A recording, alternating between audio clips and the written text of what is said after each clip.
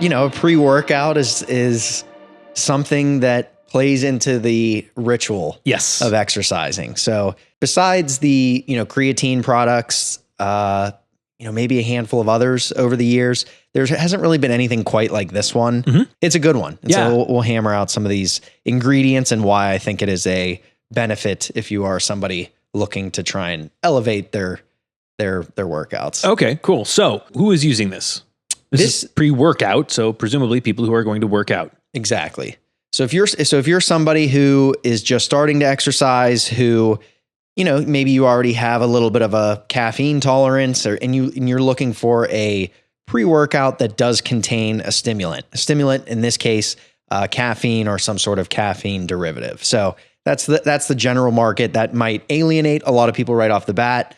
But as we know, sort of the best, most effective pre-workout at this point is still good old-fashioned caffeine. So if you're somebody who's happy with your cup of coffee, that's certainly fine too. We love that as well. Yep. But this one has a little more in the way of nutrients specific to, muscle endurance, muscle strength, size, etc. So that's a huge part of it. Okay. So tell me about the ingredients. What do we got? So the first ingredient is this trademarked Maltor or taurine L-malic acid. There's 5,000 milligrams in this in a 2-scoop serving, and it supports everything from cardiovascular function to your central nervous system. And in the context of exercise here, you're looking at mainly, trying to reduce the damage that occurs from muscles, help aid in recovery. Malic acid, on the other hand, it's found naturally in fruits and is important in our body's natural energy production cycle or the Krebs cycle. And so, while the benefits of this directly affecting exercise is sparse, this helps more or less to enhance the ingredient that it's paired with and other ingredients. The other big one is carnosine or beta-alanine. Carnosine is sort of the industry standard kind of trademarked form of beta-alanine. There are 3,200 milligrams in this 2-scoop serving. Carnosine essentially functions as a buffer, an intracellular buffer, to help neutralize or offset the effects of the hydrogen ions, which tend to accumulate during exercise, especially high intensity exercise. And it's sort of the buildup of these ions that really contribute to the burn or that fatigue that you start to feel. Okay. And so by limiting this, you're hoping to maintain a better, pH balance at the level of the muscle and allow them to continue to work better. So if you're somebody looking to improve exercise capacity, especially if it's a little more on the higher intensity end, I think this is kind of like a no-brainer. It's in a million different pre-workout products. This is a lot of times what people attribute maybe some of like the tingliness to. So some hate that, some love it. It's nothing to worry about. It's kind of just is what it is. Again, there's 3,200 milligrams here, right within the kind of effective dose. There are products that have it up to double that. So I personally am somebody who I do add a little extra more. I do add a little extra beta-alanine supplementally. It's more my preference at this time, the higher intensity stuff. So that's a really important one. So moving on, we're looking at the nitric oxide component of this. And the main star of the formulation is the L-citrulline malate. So there's 6,000 milligrams or 6 grams in the 2-scoop serving. L-citrulline is converted to L-arginine in the body, which then leads to the production of nitric oxide. Nitric oxide is a powerful vasodilator, relaxes the blood vessels, improves blood flow. This can help people experience more of a pump potentially, and also just help clear out metabolic waste as you, again, improve the flow of blood in circulation. Evidence also suggests that because of this, you can reduce muscle soreness. You can get a slight boost in endurance. So there is some solid evidence behind this amino acid. Now, the other thing here too, there are products that have historically had less than this in it. 6 grams or 6,000 milligrams is a good dose.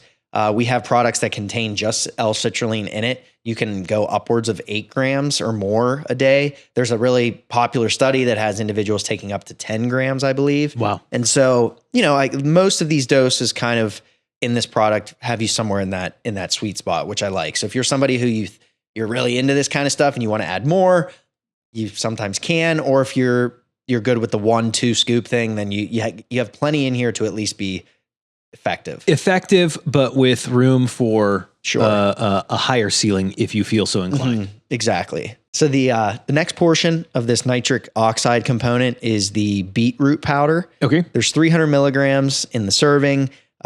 Beetroot naturally is high in nitrates. So like L-citrulline helps your body convert into nitric oxide.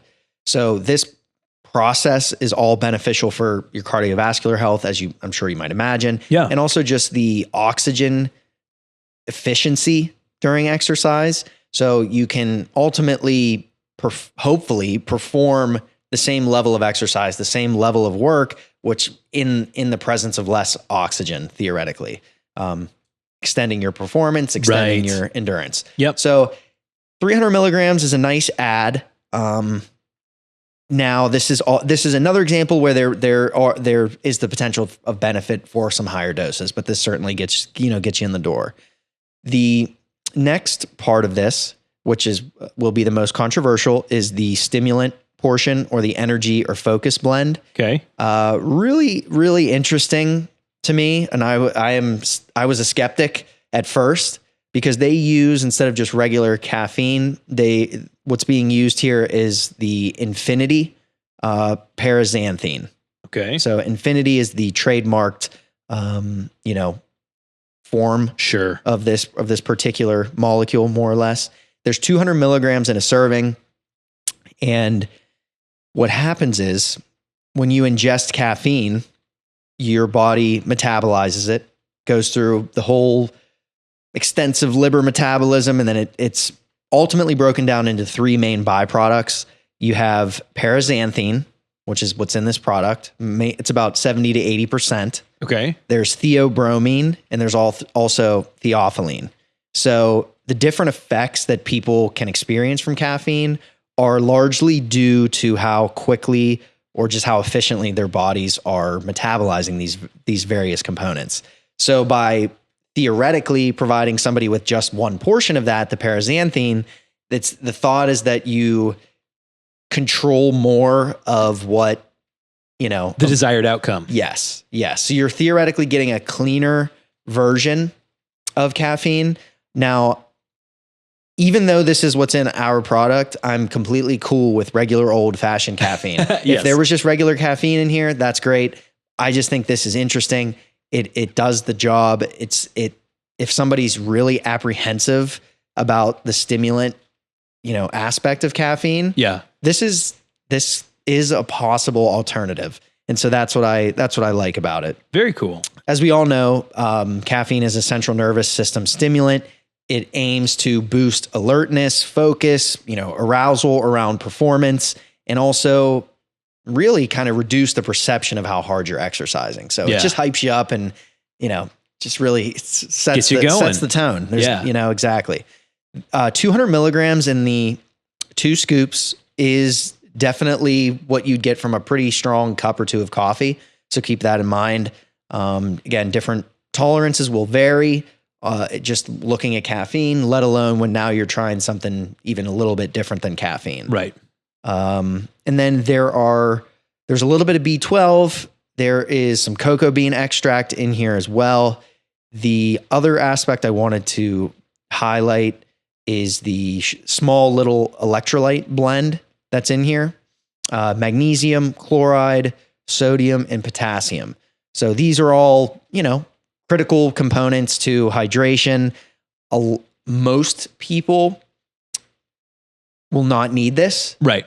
But if you are working out pretty intensely, if you are in very hot environments, it was 90 plus degrees in Pittsburgh at moments this summer. Yep. And if you exercise in a gym that doesn't have AC, there's certainly a good strong argument to be made for the use of electrolytes. So Yeah. you won't have to add any additional salt, nothing crazy that's already in here in very moderate dosing, and kind of just rounds out what I think is a very good baseline stimulant containing pre-workout product. Love it. I love it.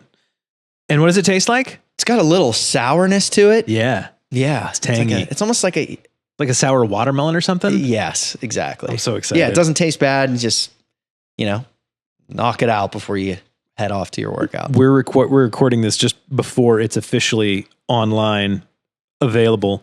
So I've only tried it the once, but I can't wait. Mm-hmm. Yeah. I'm gonna enjoy some here in a little That bit. sounds like a really good idea. Awesome. Dante, thank you so much. Go get some. It's available on our website, askjoedimatteo.com. That's AskJoedimatteo.com.